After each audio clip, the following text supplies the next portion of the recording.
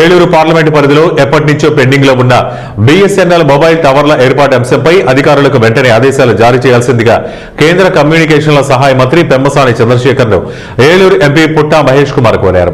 శుక్రవారం పార్లమెంటులో కేంద్ర మంత్రిని కలిసిన ఏలూరు ఎంపీ ఏలూరు పార్లమెంటు పరిధిలో కొన్ని ప్రాంతాలలో మొబైల్ నెట్వర్క్స్ కవరేజ్ సరిగా లేని విషయాన్ని, కొత్త మొబైల్ టవర్లు ఏర్పాటు చేయవలసిందిగా గతంలోనే కోరగా కేంద్రం అంగీకరించిన విషయాన్ని కూడా ఎంపీ మంత్రి పెమ్మసాని గుర్తు చేశారు. సిగ్నల్స్ నెట్వర్క్ కనెక్టివిటీ సమస్యల వల్ల ఈ గవర్నెన్స్ సహా బ్యాంకింగ్ సేవలు మరియు ఇతర ప్రభుత్వ ప్రజా అవసరాలు, గ్రామీణ అభివృద్ధి సేవలు ప్రభావితం అవుతున్న విషయాన్ని ఎంపీ పుట్టా మహేష్ కుమార్ కేంద్ర మంత్రికి వివరించారు.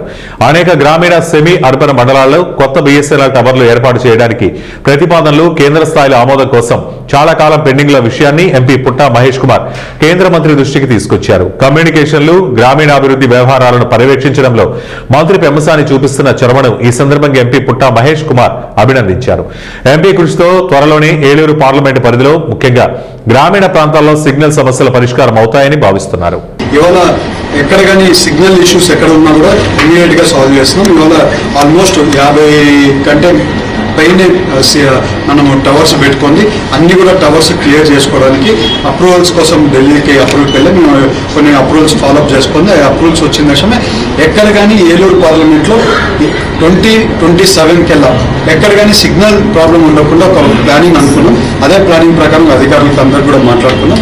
అదే రకంగా పనిచేయడానికి ప్రతి ఒక్కరు ముందుకు వెళ్తున్నాం.